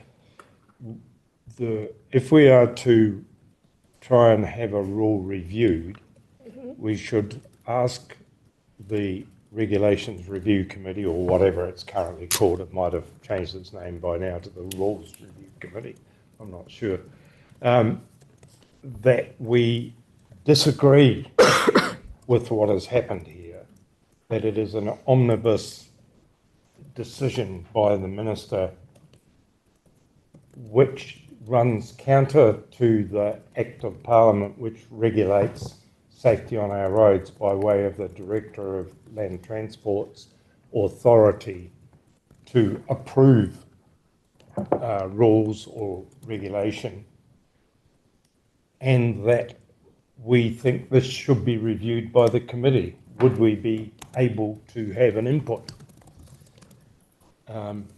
to any review, or indeed could we initiate such a review? Okay. Any? So, thank you for the clarification, Councillor. So I believe that kind of action would be best done more collectively through LGNZ or Te Ura Kahika because we are not you are not the only committee that is unhappy with decisions. I think Linda can nod to that. Right, I think. Then we get to, Just in response to that, Fiona, I think part of the problem that's been generated here is that they've taken a broad brush approach across the thing, and that's what we're kind of rejecting. In a way, if you go via LGNZ, you're taking a broad brush response. Okay. It's an individual situation. Our one here, clearly we've had a road that we actively went about trying to get an 80k speed limit put on it for safety reasons, and their argument essentially is what's changed other than a minister's view, and we want to challenge that. And if you ask them, can we? Then we prepare a submission, and it would be simply a rewrite of what we originally did. Modernisation, and say have another look at it. You know. Chair, we'll leave it with us. Yeah. So we just Heard you need loud and another clear. recommendation here, just make sure that happens. Yep. Happy to put an amendment. Yeah, just an amendment to that. Another note. Could I Change them all up a bit. Could I propose an amendment, Mr. Yes. Chairman, that we add that the RTC investigate the possibility of a regulations review committee? I think that's still its current title. Yes, it is. Investigation into whether or not the decision regarding State Highway 3, the affected piece of State Highway 3, complies with road safety requirements on the Director of Land Transport. Because the Act requires the Director of Land Transport to be confident that there's no increased risk to road safety before allowing a change to regulation. Thank you. If I need any further information, I'll come back to you on that. Thank you, Harry. And I'll move. move to second. All those in favour, say aye. Right. I That will incorporate? abstain. Stuart's Probably abstained. abstained. Oh, really? Career enhancing movement. Well, to vote no might have been a career enhancing And movement. that also included the outcome on that emergency work investment policies review information as well. Happy with that? Fair enough. Second part. Good decision. Certainly, I was just going to introduce the second part, but if Yep. that's not required, that's absolutely fine. We'll give you a break. Sorry to labour that point, but it is worth having a crack, I think. You happy with the second part? Yep. Okay, we can move on. Item 14 on the agenda is Regional Land Transport Plan Implementation Update. You'll find on page 130. So, with that, we'll jump on to the NZTA. Is that where I'm at? No, we're inviting Stuart and asked him to give an update on behalf of NVDC. Correct. On NVDC. Yeah. Stuart, are you providing the update on behalf of Sarah? No? Can we take it as we're going through the individual districts? Yes. Yeah. Okay. Take it as read and accept any questions. well, thank you. Are there any questions with regard to the implementation updates? Well, I think there has to be some comment made about, that we've been listening to the public about their disapproval with the Crest method allegations out towards the Spotswood Blagden area, and how that come about and the effect that it's having on the road user at this stage. I just wonder on behalf of the public to give some clarity of how this come about, to put obstructions like raised mediums in or raised protection barriers or whatever you like to call them, and a lot of those have already been hit. Is there something we could, is there possible change or to remove those like they have in other areas around the country? It just doesn't seem to be a practical solution to do what they're trying to achieve. And I'm surprised the agency supported such a plan. And that's basically coming from the general public. So I don't know where we get the answers from, but it is, there's a lot of loud voices. Who should respond? Should it be Stuart or me? Gary, I can feel the vibes. As long as you say you didn't support the decision like many other councillors. I did support the cycleway decision. I got to disappoint you, councillor.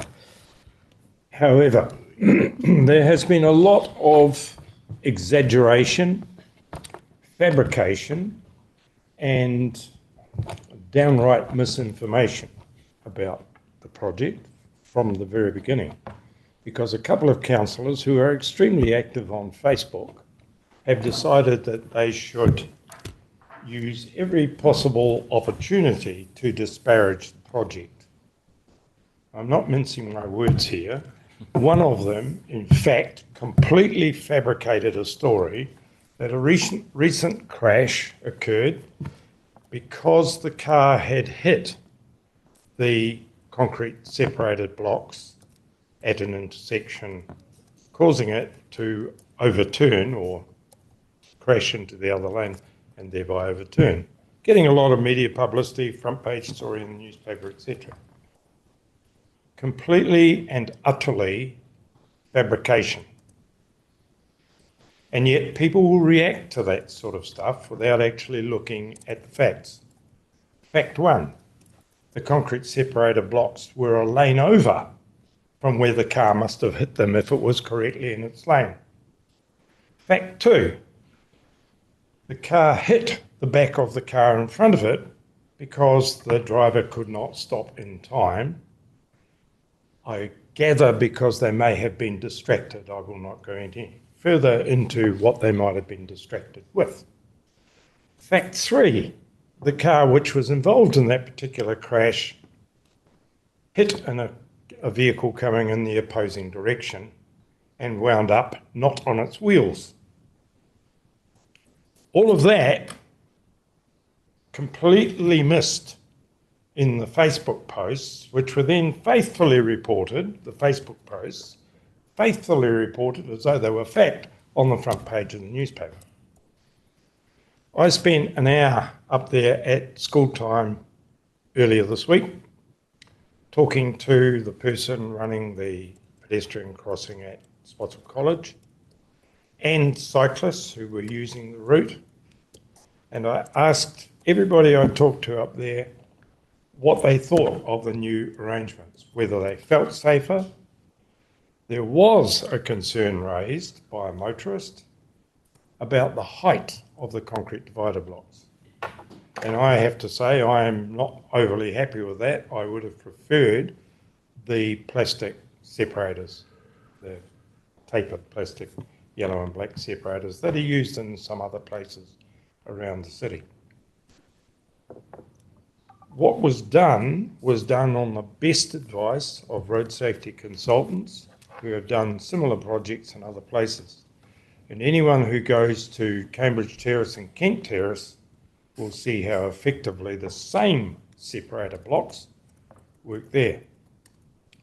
There's been a bit of anarchy as well. Some of our councillors have been encouraging residents to put their rubbish bins in the cycle lane when it's rubbish day, in order that the cyclists can't use them, the cycle lanes, on the grounds that the rubbish trucks can't actually pick them up off the footpath. Well, in fact, they can. The rubbish trucks can also straddle the separator blocks. So the issue is whether people feel safer in the cycle lanes and will use them more, which was the whole aim of the project. It seems to have been successful from that point of view, but one concern came from a cyclist that I spoke to, and he said, if I don't concentrate and I whack my pedal on one of those blocks, which are 120 millimetres high, will I come off and fall into the roadway? Well, I guess he'll concentrate. So I think it's been successful. There may have to be tweaks, but what's been done by and large seems to be working. Yes, there have been a few tyres from people who have not concentrated, who must have hit those concrete blocks pretty hard to kill a tyre, I've got to say, because people hit curbs every day without killing tyres. So not quite sure what's going on with some of the concentration span of our drivers out there. So that's my summary of it. Sorry, it's a bit long, but I get a bit grumpy about this. We put a huge effort as councillors trying to get the best outcome we could for the money we had, bearing in mind that it was scaled back from what was originally proposed, and bearing in mind that we wanted to put a school route which has, I think, 7 schools along it, I think it's 7, into a safer mode to encourage young people and older folk to use their bicycles more. I think we've succeeded. Thank you for the clarification. That's the question, Councillor Clough. Thank you. I'm just worried about taking up time, Harry. You took so much time. I'm getting hungry. I don't think this will go away, and we will probably see tweaks, and let tweaks suffice the public. So we don't need to. So it's good to have those results for the cycling public of New Plymouth, Harry. Thank you. Yeah. And Stuart. So with that, we'll move on. South Taranaki District Council, Mr. Lim, anything you'd like to add to your report? To you, the Chair, I assume that it's been read. I get it's read. Just one of the comment is that the unbundling of the contract is working now. We have 3 contracts started, and the 3 contract will be starting in 1st of July. So the one that started is the general road, the unsealed road, and street cleaning have started a month ago. So it's progressing well. We're processing the claim, and everything is going as it should be. The next 3 will come on board in the 1st of July. And we are progressing our maintenance and renewal work pretty well, and I think we're going to spend the money that we have budgeted, and hopefully we spend it all in the right place as well, which we should. And for the low cost, low risk targeted fund, we did, like I mentioned before, we got additional funding for the next 3 years, which is amounted to about that's on the next page, which is 2,966,000. But luckily we got another project that was standby and there was some funding. So we got another $210,000 on top of that, just got approved last week. So, yep, beside that, that's all I need to have comment for. Any questions? Thank you very much. I just had a quick one, and it was with regard to your unbundling of your projects. Do you think you got the returns or the savings you thought you would by doing that with your contractors? Yeah, too early to comment on, but I think within the next couple of years, we'll see not about the saving, but about the, the level of service and the performance of the of the contracts. Okay, thank you. So we just hopefully we can keep the public a bit happier. Thank you. Any other questions? Just a comment on that, Chair. Not a question, but when faced with a 45% increase to a contract, we were not prepared to entertain that, and so that's where this has started. So we're pretty happy with it at this stage, but as Vincent said, it'll just give it time to see how that beds in, but so far looking good. Excellent, thank you. Quick question, if I may, Mr. Chairman. Has the unbundling of the contract allowed for smaller local contractors? It appears you've got relatively small contractors there. Will that boost them? Do they have the capability of doing it on the longer term? Yeah, through the chair, I think that probably had happened because we were surprised to get 6 different contracts with 6 different contractors that got it. So we got more people, in our district working around our district. So, and most of them are not tier 1 contractors. They're all closely like tier 2 or tier 3.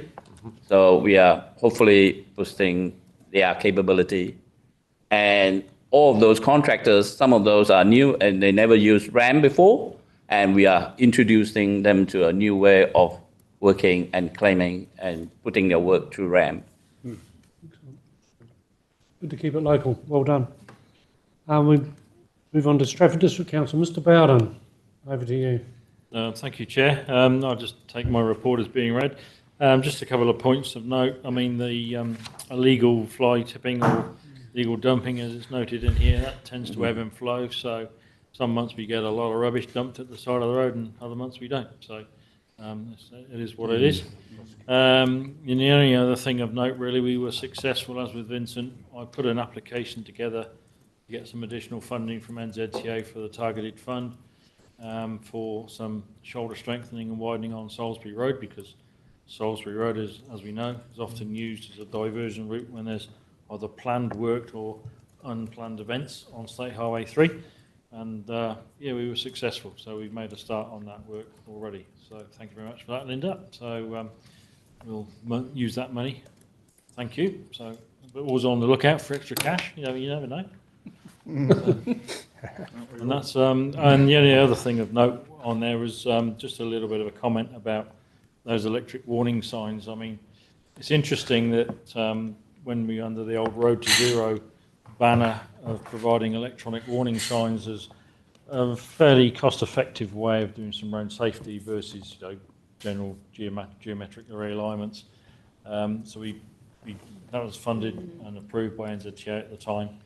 But since then, I mean, there's been a couple of cases when the bits and bobs have been flogged, the solar panels and the battery packs and all the control gear.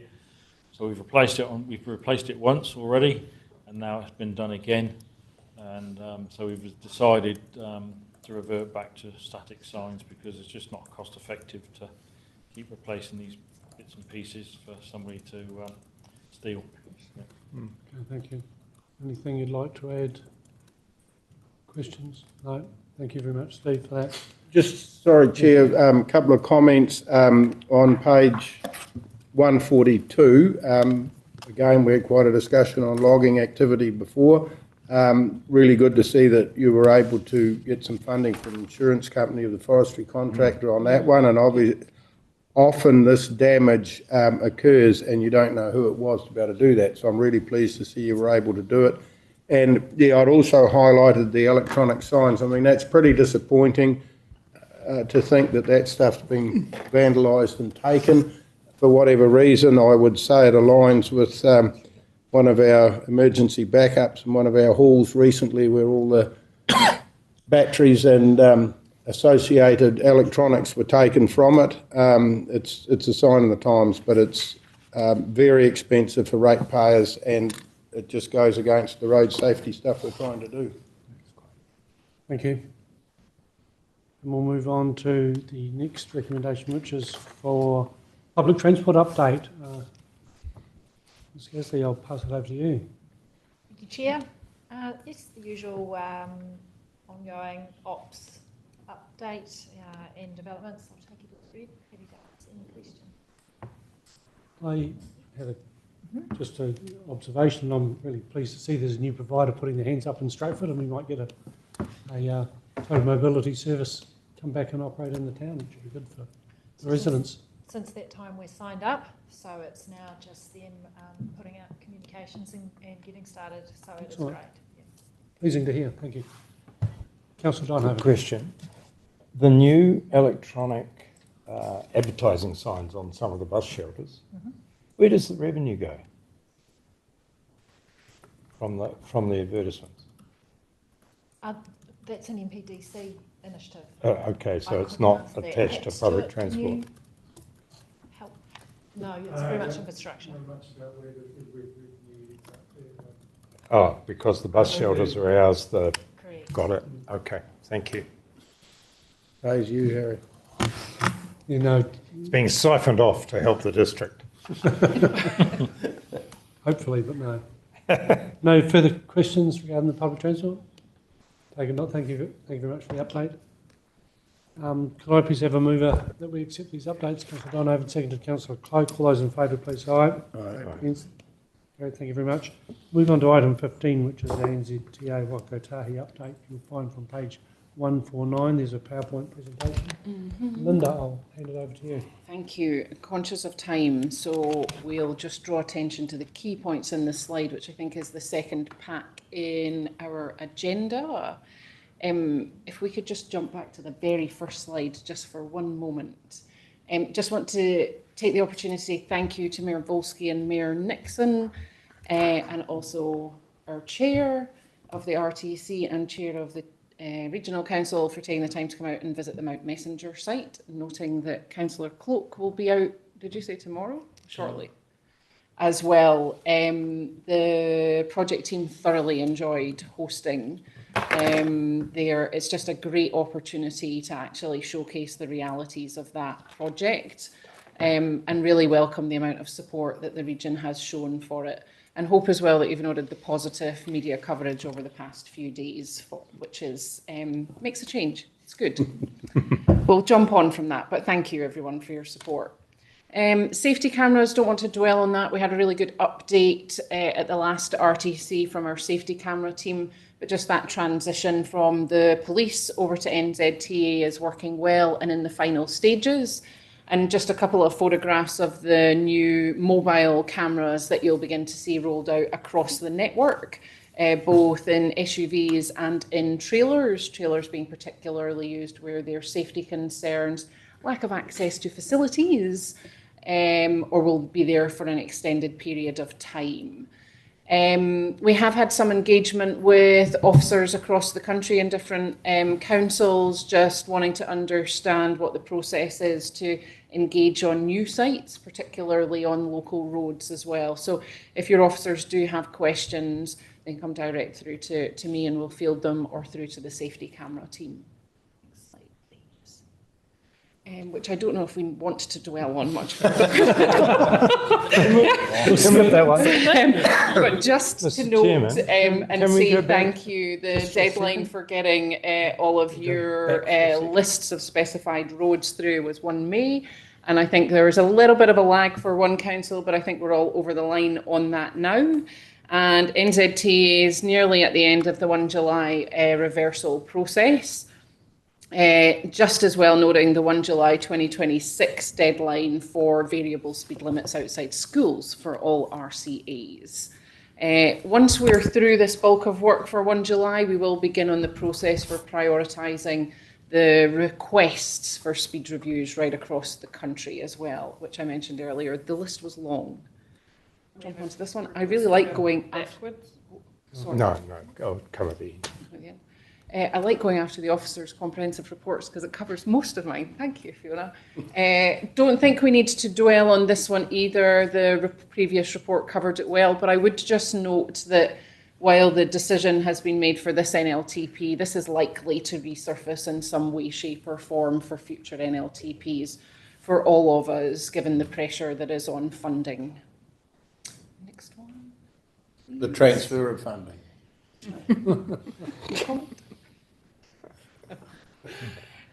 Just maintenance right across the whole country. First of all, we'll jump onto the Taranaki specific later. But you will note that it has been a priority under the GPS. It's the number 2 priority after roads of national significance to increase our focus on the maintenance of the state highway assets in particular, with over 2,000 lane kilometres done right across the country. The interesting part of that is the percentage of full rehabilitation works markedly increased over this year than we have ever achieved previously. As we head into winter, we're just now beginning to more focus on the cyclic maintenance, as well as white lining, sign cleaning, repairs to the safe stick post, those kind of things. And then the reactive work through the winter period on potholes. Can I just butt in there on the maintenance side of it? At the last meeting, I threw some accolades at you about the maintenance of repairs of the road and the potholes, etc., have significantly improved. But what we're actually noticing at the moment is a high rate of flushing on the network. And I think some of there's been some crashes that have probably been contributed to that factor. And in one cases or a couple of cases, downers have taken remedial action, especially around the Norfolk Road area. You used to do a lot of water cutting, etc., but that doesn't seem to be happening.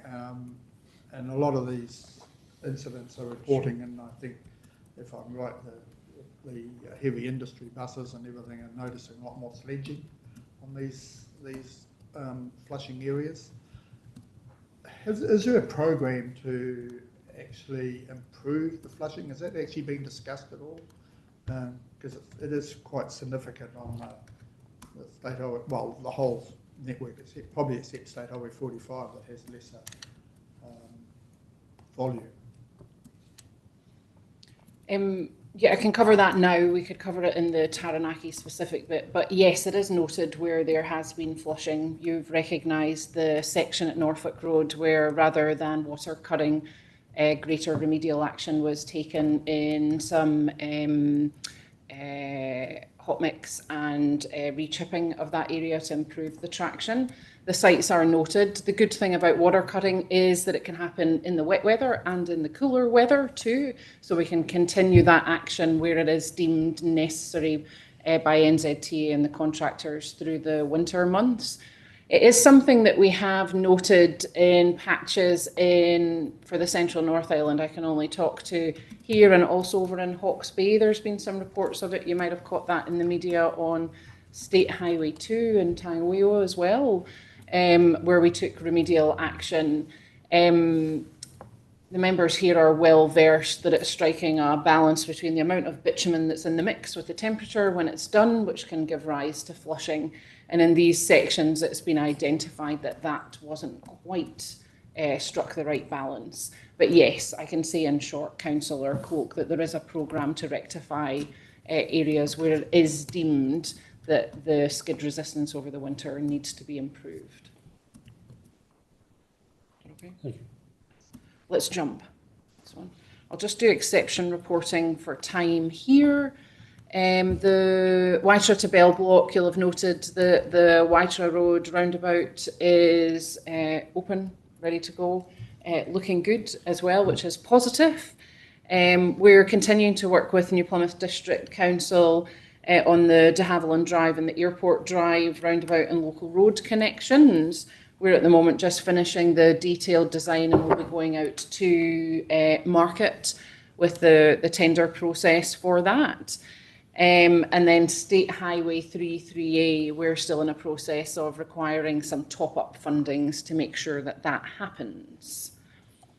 And just on Te Araoteata Mount Messenger bypass, I think everyone here now knows and has been in it. The tunnelling is progressing well. I think we just ticked over 50 metres into the tunnel now. The temporary bridge and staging bridge is also progressing well. And at this stage, we're still awaiting the final decision by the court. Next slide, please. Dare I bring this one up as well? Setting of speed limits. I don't think we'll dwell on this. I think we had enough discussion on State Highway 3 Waitara to Bell Block section, and your comments and feedback are noted. Yeah, thank you. Next slide. And just to show the extent that happened right across the Taranaki network as well, that is 100% completed of the NOC programme. It's been huge here.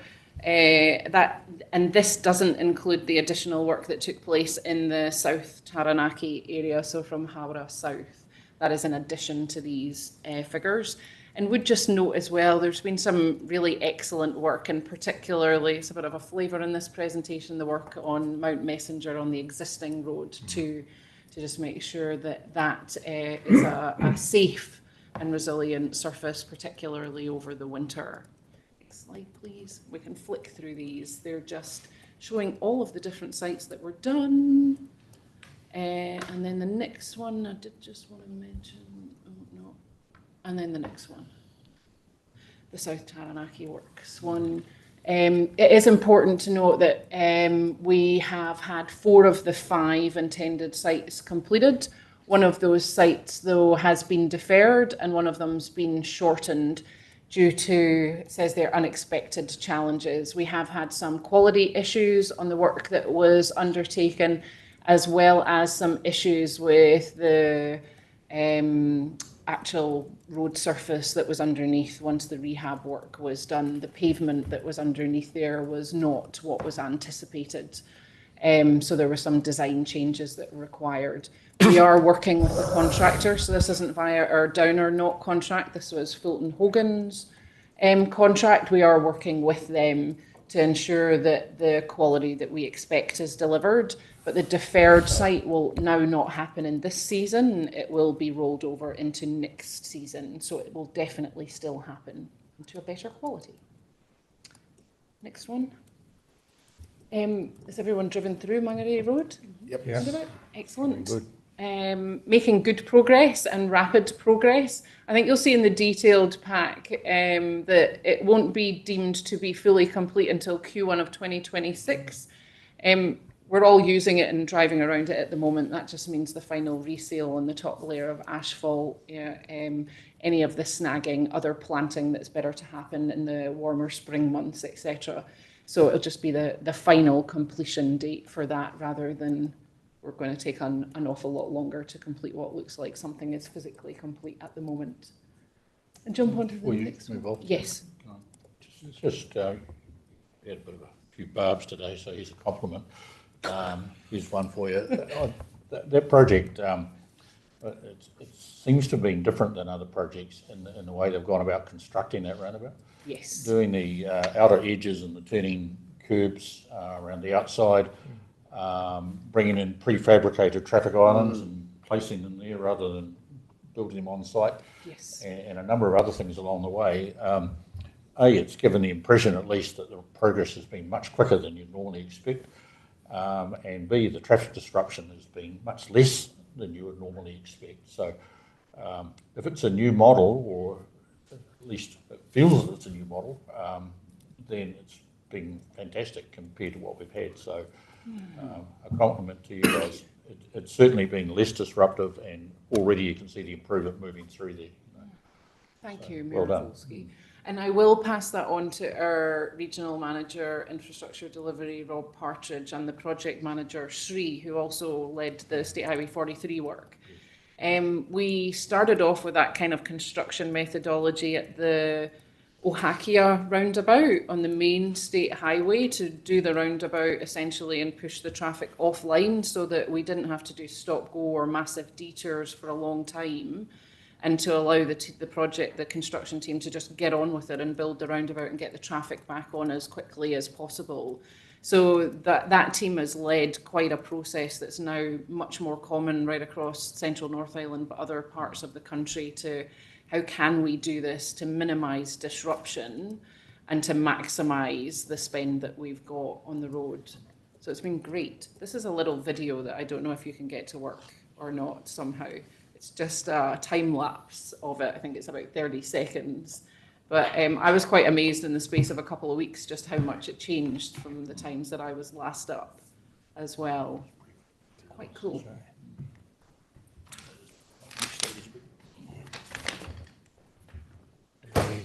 And that's all from me. And happy to take any other questions on anything else. Thank you. Mayor Nixon. Thank you. Linda, thank you very much for the opportunity of getting up to Mount Messenger. That was absolutely brilliant to have a look. And Caleb and the team were most accommodating, so really appreciate that.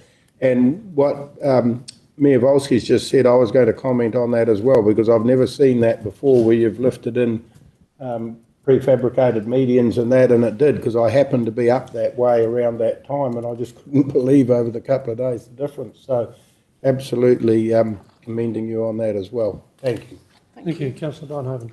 Yeah, thank you. First, a compliment on the one-way system in New Plymouth, which has had much of it resealed in recent times. Yes. It's State Highway, of course, and that has had a really big improvement in the quality of the road. The second thing is that State Highway 44 to the port, the last little bit of it is deteriorating quite rapidly, and I think that someone needs to keep an eye on that. Yes. And I've got a couple of questions about your safety cameras slide that you had. Bullet point 3 talks about the new SUVs and trailers that won't be marked. They also won't be hidden. They'll be visible to drivers. Bullet point 4 says unsigned mobile safety cameras are twice as effective at reducing crashes than signposted mobile cameras. That sort of flies in the face of the international data, where, particularly in the UK and in Australia, where there is signposting of speed cameras, has a greater effect in reducing the speeds than simply receiving a bill in the mail for the time you went past an unmarked vehicle or a trailer and were going too fast. So how does that balance? So specifically there, we're talking about we get a lot of questions about why do you not signpost mobile cameras? And that's what that bullet point's addressing. Mobile cameras tend to be most effective when they are not signed, whereas fixed cameras, and you'll have seen, I think there's one. Macoya is the one. That there is new signage up to say that you're in a safety camera or a speed camera area. There's one towards Palmerston North as well, that where you've got a much longer section, the signing of it actually helps to overall reduce the speed, rather than having people doing sudden braking manoeuvres when you've got high flow areas. Yeah, no, that's my point. And so that's what that's saying. For a while, the speed camera vans early on were identified. And then we got used to seeing a blue van or a white van or a grey van or whatever was in our area, so people knew it was there. But if there's a sign saying speed cameras next 10 k's or something, There won't be. There won't be. No, that's what that's saying. There won't be for mobile cameras. They're all unsigned. And they'll probably be harder for everybody to spot as well, because they're not going to be the blue vans anymore. Exactly my They point. fit in nicely with the general population, aren't they? Yes. I'm surprised you're not using Ford Ranger utes Oh, only in Taranaki. Oh, yeah. Because they're everywhere. They use blue V-dub beans, Harry. Yeah, that too. They were Okay, using well, one today as we came north. Thank you very much for the presentation and the questions you've had to field, Linda. I'd be have a move that we receive those updates, and Councillor Dinehaven, second to Councillor Cloak, all those in favour, please say aye. Aye. New Zealand Police, anything you'd like to add or highlight with us? Around the fatalities in New Zealand and Taranaki today so far, or Central, if you want to hear that. Andrew, do you mind turning your microphone on? Oh, we haven't got anyone online. So I got these out of our serious crash team this morning, actually. So this is from January the 1st. Nationally, it's at 147 fatalities. Last year at the same time, it was 124, so an increase 23. Central, so that's Taranaki, Wanganui and Manawatu, is at 28 year to date. Last year at the same time it was 15, so quite an increase. Taranaki has 9 fatalities to date from 8 crashes. The same time last year we were sitting on 6 fatalities from 5 crashes. And overall, the entire year last year for Taranaki, the total was 9 fatalities and 8 crashes. So pretty much the entire year as we were sitting at already. And we're not even halfway through the year.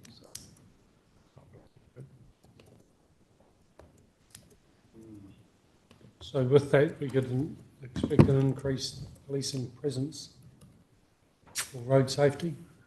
There's a fair bit done anyway now. There's a 3-day operation on at the moment this week, sort of thing, that we generally do that operation once a month for 1 day, and then doing it for 3 days this month. So,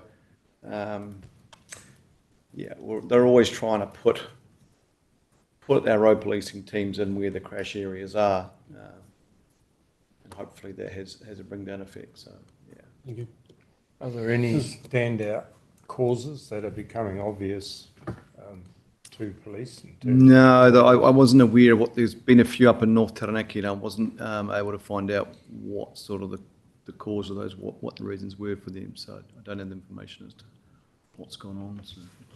Perhaps just as a local anecdotal response to that, I'm aware of 2, possibly 3 crashes that have occurred in the Midhurst area on the highway. In a 70k area, straight road, nice day. You would wonder how anyone could have a crash on that piece of road, but there's just been a little cluster of them in the last little while. And 2 quite significant crashes at the Flint Road intersection. Again, straight road, technically it's 70k because the 70k sign is just on the north side of Flint Road. And again, in both cases, those 2 people walked away unbelievably. Walked away, particularly one of them was incredible. But so nothing's changed on those roads than what's ever been there. But people are still doing crazy things for whatever reason. So. And when those 2 you talk about at Flint Road, they were massively high speed, exactly the same spot within weeks apart. People walked away from them.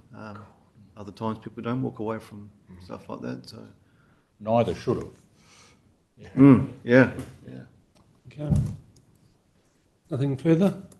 Okay, well, thank you very much for your attendance, and we'll hopefully close the meeting with our closing. Before you do, Chair, yes. The deputation we had there, did we actually resolve that we would at least acknowledge them? And I mean, they were referred to us, and it looks like we're kind of referring them somewhere else, but we should perhaps do them the honourable thing and at least respond to their deputation.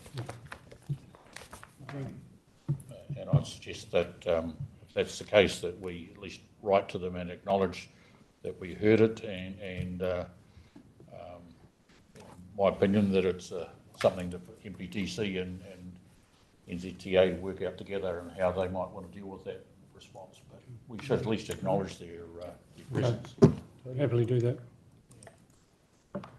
Next, we'll put something together. Or Fiona. Thank you. So with that, we'll close. We'll close with our closing karakia. We'll follow that with our karakia for ties. Thank you very much for your attendance. Kia uru mai, aora, aokaha, aoa, ki rana, ki raro, ki roto, ki waho, riri riri. Thank you. No mai ngā hua, O te wā, o ngā tina, o te waitai, o te waimāori, ngā tāne, ngā rongo, ngā tangoa, ngā maru, ko ranganui e tu iho nei, ko papatuanuku e takoto ake nei. Tuturu o weti wakabawa, kia tina, tina, ue, taiki e. Date of the next meeting? 25th of August. This will probably be the final one before the election. 28th of August. 28th of August. Last one before we see if we come back again. Or Is it? Are you going up? Yeah.